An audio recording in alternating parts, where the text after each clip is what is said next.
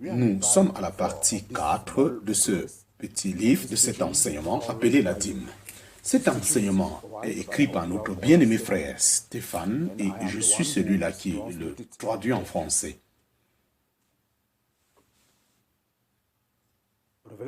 Apocalypse chapitre 5, verset 10, « Et a fait de nous, notre Dieu, des rois et sacrificateurs, et nous régnerons sur la terre. » Comment est-ce que Jésus-Christ a accompli la vérité derrière la dîme? La supériorité de Melchisédek, elle a été établie par ce fait que Aaron lui-même, pendant qu'il était dans le sein d'Aaron, a donné la dîme à Jésus-Christ. Jésus-Christ est pour toujours sacrificateur selon l'ordre de Melchisédek. Ainsi, le mystère derrière la dîme est simple et on peut se rendre compte que la sacrificature de Jésus-Christ, quand elle a été établie, a mis fin. Ainsi, selon la similitude d'Abraham, Abraham a donné la dîme à Melchisédek. Ainsi, c'était la grande vérité derrière la dîme pour établir et reconnaître la sacrificature de Jésus-Christ en tant que souverain sacrificateur. En parenthèse, Hébreux chapitre verset. Pour ce Melchisédek, Hébreux 7, sacrificateur du Dieu très haut qui a rencontré Abraham pendant qu'il retournait après avoir vaincu les rois et l'a béni.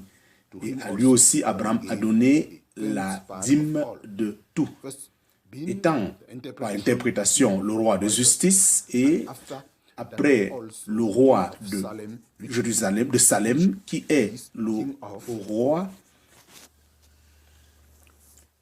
prince de paix, sans mère, sans descendance, n'ayant aucun début ou la fin de jour, et étant fait comme fils de Dieu, demeurant sacrificateur, et considérez combien grand cet homme était, à qui le patriarche Abraham a donné les 10% de tout ce qu'il avait pu.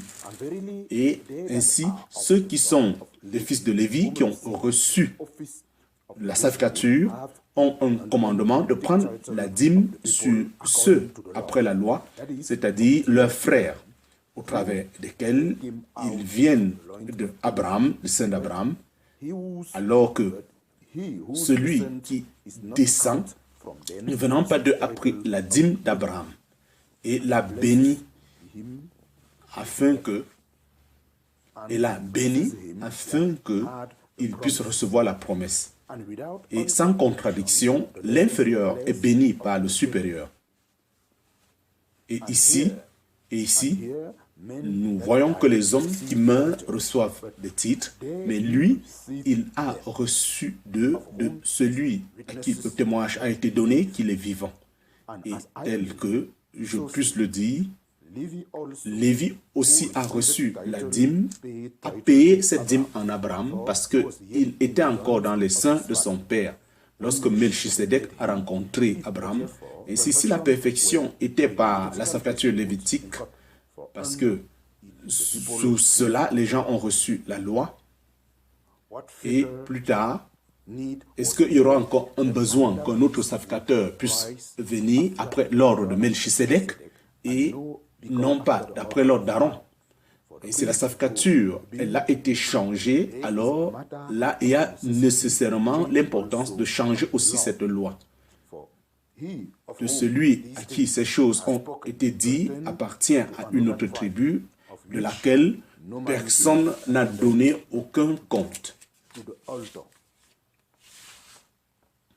Ainsi, il est évident que notre Seigneur vient de la tribu de Juda, de cette tribu à laquelle Moïse n'a rien dit concernant la sacrificature. Et il est dit plus tard que d'après la similitude de Melchisédek, il est arrivé un autre sacrificateur, il s'est élevé un autre sacrificateur qui est fait non pas selon la loi des commandements charnels, mais d'après la puissance d'une vie incorruptible, parce qu'il témoigne, tu es sacrificateur pour toujours d'après l'ordre de Melchisédek. Hébreux chapitre 6, verset 22. Ainsi, Jésus-Christ a été fait et a promis un meilleur testament. Point numéro 5. Est-ce que nous continuons à accomplir la circoncision afin d'être juifs et appartenir aussi à Israël? Non. Romains chapitre 2, versets 24 à 28 et 29. La circoncision, elle profite si tu gardes la loi. Mais si tu es celui-là qui brise cette loi, ta circoncision, elle est comme incirconcision. Parce que celui qui est juif n'est pas celui-là qui, de manière apparente, est circoncis. Mais celui qui est circoncis, ce n'est pas la circoncision de l'extérieur, dans la chair. Mais celui qui est juif, c'est celui-là qui est circoncis intérieurement. La circoncision, elle est celle du cœur, dans l'esprit, non pas dans la lettre, dont la louange n'est pas des hommes, mais de Dieu. Galates chapitre 5, verset 2.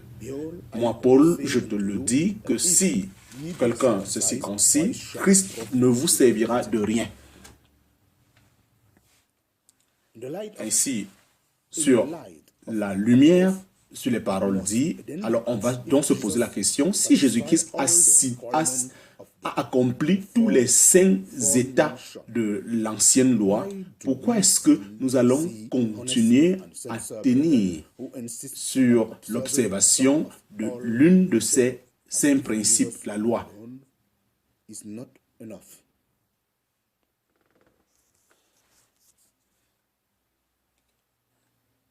Alors, ceux-ci, ils argumentent en disant que Jésus-Christ lui-même a dit qu'il n'est pas venu abolir la loi, mais pour l'accomplir.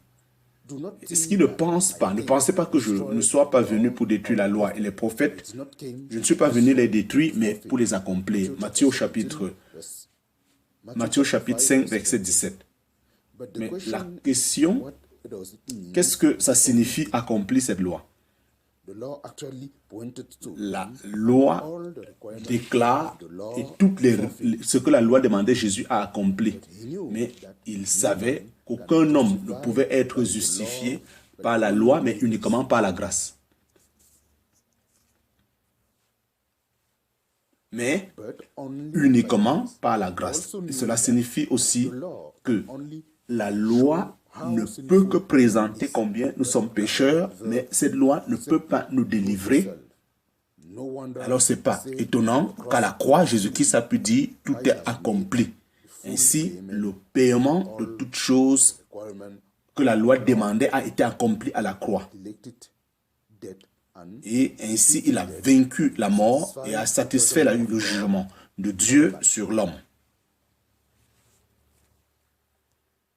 Ainsi, parlant de la première alliance, elle a pris fin lorsque Christ est venu et une nouvelle alliance a été établie.